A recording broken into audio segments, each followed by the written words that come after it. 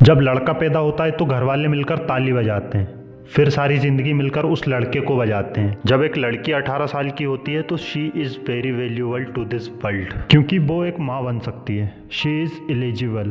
पर क्या एक 18 साल का लड़का बाप बन सकता है? बायोलॉजिकली यस, पर तुम्हें भी पता है कि इसका जवाब नो है। क्यों?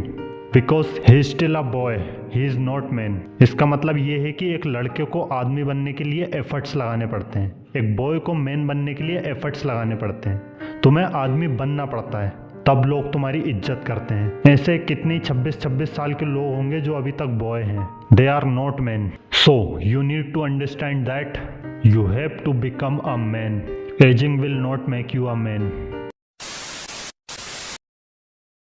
बेटा यानी कि लड़का, लड़का यानी कि लोंडा, लोंडा यानी कि मैन। दोस्तों, इस समाज में आदमी, लड़का, लोंडा या मेल पैदा होना एक अभिशाप है, क्योंकि इस जालिम समाज में अगर एक लड़की को पिंपल है तो लोग उसे नेचुरल ब्यूटी बताएंगे। वहीं एक लड़के को अगर पिंपल हो तो साला मुट्ठल, रेपिस्ट, सेक्सिस्ट, जेल में होना चाहिए इनको तो। अगर एक लड़की की हाइट कम हो तो क्यूट डोरेमोन, वहीं एक लड़के की हाइट कम हो तो बोना मादरचोद। और इसी जालिम समाज में एक लड़की के आंसू गिरने पर उसके आंसू पोंछने के लिए लोग दौड़े चले आएंगे। वहीं अगर एक लड़का रोता हो, वो तो नामर्द है, वो तो नाकारा है, वो तो औरतों की तरह रोता है। भाई थोड़ा मर्द बन, मर्द। और इसी जालिम समाज में अगर कोई लड़की स्कूटी में किक मार रही हो तो लोग उसकी स्कूटी को धक्का देने के लिए दौड़े चले आएंगे। वहीं एक लड़का बाइक से गिर जाए, देख के नहीं चल सकता, स्टंट मार रहा होगा छपरी। अरे भाई साहब, इन जैसे लड़कों की वजह से रोड पे चलने में डर लगने लगा है। यहाँ तक कि स्कूल में भी बहन का लोड़ा सर लड़कियों को तो धीरे से मारेगा, पर वहीं जब लड़के की पिटने की बारी आएगी तो वही सर लड़के को इतना जानलेवा तरीके से पीटेगा कि अपने घर की प्रेस्टेशन भी सर लड़के के ऊपर ही निकालेगा। अरे हम लड़के हैं तो क्या हुआ, हम भी इंसान हैं, हमें भी दर्द होता है। लेकिन इस जालिम समाज को लड़कों के दर्द से घंटा फर्क नहीं पड़ता,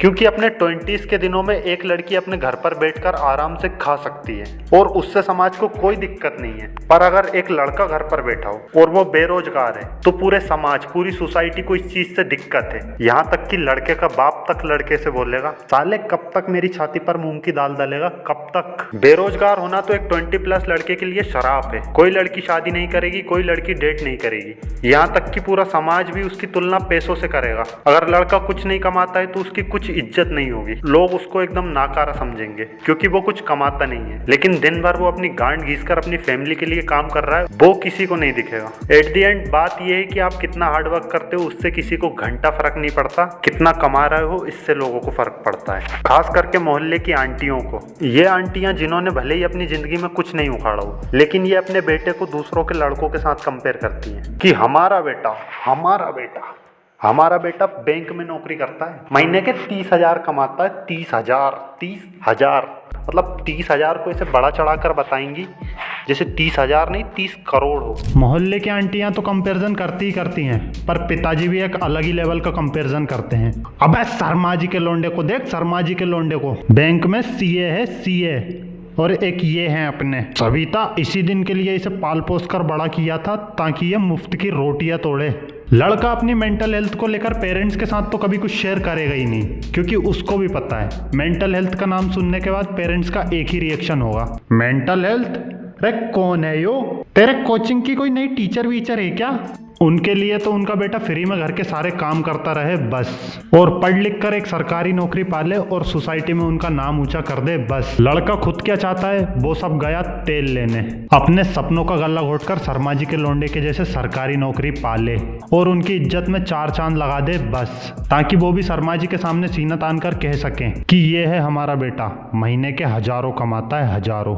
अब बच्चे लड़के के जिगरी दोस्त, तो वहां भी लोंडा कुछ शेयर करने से पहले 10 बार सोचेगा कि ये जो उसने अल्फा मेल वाली छवि बनाई है कहीं ये खतरे में ना आ जाए। अपनी अल्फा मेल वाली छवि को बचाने के चक्कर में लोंडा वहां भी कुछ शेयर नहीं करेगा। और अगर उसने कुछ शेयर कर भी दिया कि भाई मुझे एंजाइटी है, मुझे लोगों के सामने जाने में नर्वसनेस होती है, तो उसे वहां से सॉल्यूशन भी क्या मिलेगा? भाई एक दिन में 4 बार हिलाया कर, तेरे अंदर की फीलिंग नहीं निकल पा रही है, तभी तो रहता है मन खट्टा खट्टा। चुप साले ठरकी, मतलब दूसरों को तो बताएंगे ही नहीं कि मन अंदर से डिप्रेस्ड है, कि कहीं मर्दानगी खतरे में ना आ जाए, और खुद की भी एक सेल्फ इमेज तैयार करेंगे। मर्दों को नहीं होती ये सब चीजें। मर्दों के लिए नहीं बनी है डिप्रेशन और एंजाइटी। अब जिस प्रजाति को कोई समझ नहीं सकता, जिस प्रजाति को कोई प्यार नहीं करता, अब उसके पास बचा क्या? मर्दों को समझने वाले गॉड। इसीलिए तो जल्दी बुला लेते हैं। इसीलिए तो इंडिया में मेल सुसाइड रेशियो फीमेल के कंपैरिजन में ज्यादा है, क्योंकि लड़की अगर डिप्रेशन में हो तो वो अपनी बेस्ट फ्रेंड के साथ जरूर शेयर करेगी और उसकी बेस्ट फ्रेंड भी देगी उसको एक अच्छी एडवाइस, अच्छे थेरेपिस्ट का नंबर, साथ में करेगी कोई अच्छी एक्टिविटी। दूसरी तरफ लौंडा किसी भी परेशानी में हो, उसका दोस्त देगा उसको एक घटिया एडवाइस। भाई मैं मान रहा हूँ तुझे डिप्रेशन और एंजाइटी है, पर इसका सॉल्यूशन है। इसका सॉल्यूशन है कि तू चल किसी दिन मुकेश के कोठे पे, साथ में बैठ के दारू पियेंगे, सब ठीक हो जाएगा। अबे तुझे डिप्रेशन और एंजाइटी है तुझे डिप्रेशन और एंजाइटी है। अरे तू एक काम कर, किसी लड़की को पटा और उसके साथ ओयो जा। एक बार सेक्स करेगा तो तेरे अंदर की बेचैनी और डिप्रेशन अपने आप खत्म हो जाएगा। अरे तुझे डिप्रेशन और एंजाइटी है? अबे भाई तू कितना बड़ा चूतिया है यार। अबे कमजोर लोगों को होती है ये चीजें। भाई थोड़ा मर्द बन, मर्द। चलो दोस्त छोड़ो, समाज छोड़ो, लड़कों के घर वाले ही उनको नहीं समझते। हमेशा कहते हैं कि अगर कोई परेशानी हो तो हमें बता, लेकिन जब परेशानी बताओ तो कोई जरूरत नहीं है थेरेपी लेने की। अबे ये सब होते हैं अमीरों के चोचले। तू थेरेपिस्ट से बात ही तो करेगा, तू हमसे थोड़ी देर बैठ के बात कर ले। हाँ तो बात करते कब हो? हमेशा तो काम बता देते हो। बाइक साफ कर दे, कूलर में पानी भर दे, मोटर बंद कर दे, आटे की बोरी पिसवाला। नहीं, घर के बेटे नहीं, घर के नौकर हैं हम, जो बिना किसी तनख्वाह के फ्री में घर के सारे काम करते हैं। घर की जिम्मेदारियों में ऐसा दब गए, ना जिम कर सकते हैं ना मेडिटेशन कर सकते हैं। और अगर मेडिटेशन करो तो सविता हमारा बेटा ना काला जादू करने लगा है। जब लड़का पैदा होता है तो घर वाले मिलकर ताली बजाते हैं, फिर सारी जिंदगी मिलकर उस लड़के को बजाते हैं। जब एक लड़की 18 साल की होती है तो she is very valuable to this world, क्योंकि वो एक माँ बन सकती है। She is eligible. पर क्या एक 18 साल का लड़का बाप बन सकता है? बायोलॉजिकली यस, पर तुम्हें भी पता है कि इसका जवाब नो है। क्यों? Because he is still a boy, he is not man. इसका मतलब ये है कि एक लड़के को आदमी बनने के लिए एफर्ट्स लगाने पड़ते हैं, एक बॉय को मैन बनने के लिए एफर्ट्स लगाने पड़ते हैं। तुम्हें आदमी बनना पड़ता है, तब लोग तुम्हारी इज्जत करते हैं। ऐसे कितने 26-26 साल के लोग होंगे जो अभी तक बॉय हैं, they are not man. So you need to understand that you have to become a man. Aging will not make you a man. Okay, तो दी एंड हो चुका है, और एंड में मैं बस इतना ही बोलूँगा कि डिप्रेशन और एंजाइटी एक सीरियस इशू है, इसे हल्के में बिल्कुल भी ना लें। जब भी तुम्हें लगे कि तुम्हें डिप्रेशन और एंजाइटी परेशान कर रहे हैं तो अच्छे थेरेपिस्ट, अच्छे साइकेट्रिस्ट से ज़रूर कांटेक्ट करें। कम से कम इसी बहाने किसी अच्छी लड़की से तो बात कर पाओगे। एंड हाँ, एंजाइटी को लेकर मेरी लाइफ का भी एक बहुत बुरा फेस निकला है। मैं तो यही बोलूँगा कि मौत आ जाए लेकिन एंजाइटी ना आए, क्योंकि एंजाइटी में इंसान उस स्टेज पर पहुँच जाता है कि वो अपनी नर्वसनेस की वजह से अपना दुख किसी को बता तक नहीं पाता। और सबसे बड़ी दुख की बात यह है कि हम उस समाज में रहते हैं जहाँ कोई डिप्रेशन और एंजाइटी से सर्वाइव कर रहा हो, और अगर वो अपने क्लोज वंस को भी अपने डिप्रेशन और एंजाइटी के बारे में बताए तो उसका वहाँ भी मजाक उड़ाया जाता है। उसे एक कमज़ोर और एक कम दिमाग व्यक्ति घोषित कर दिया जाता है। ऐसे में हेल्प तो छोड़ो, खुद को प्रोटेक्ट करना ही मुश्किल हो जाता है। पर तुम लोगों के पास इंटरनेट है तो वहाँ पे रिसर्च करो या फिर अच्छे थेरेपिस्ट से मिलो, पर अपनी मेंटल हेल्थ के साथ समझौता तो बिल्कुल भी मत करो। एनीवेज गाइस, अगर वीडियो पसंद आया हो तो लाइक करो या मत करो, लेकिन शेयर जरूर कर दो ताकि इस चीज़ के बारे में और भी काफ़ी लोग अवेयर हो पाएँ। चैनल पर नए हो तो सब्सक्राइब करके जाना। Thank you for watching this video. मिलते हैं नेक्स्ट वीडियो में, तब तक के लिए जय हिंद दोस्तों।